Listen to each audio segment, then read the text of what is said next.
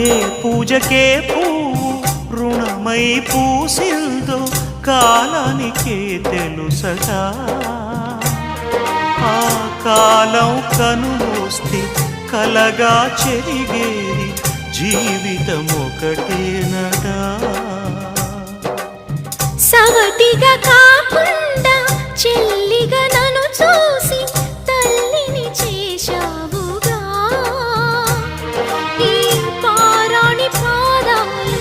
సేవించినా గాని రుణమే తీరదుగా ఇది కలకాలం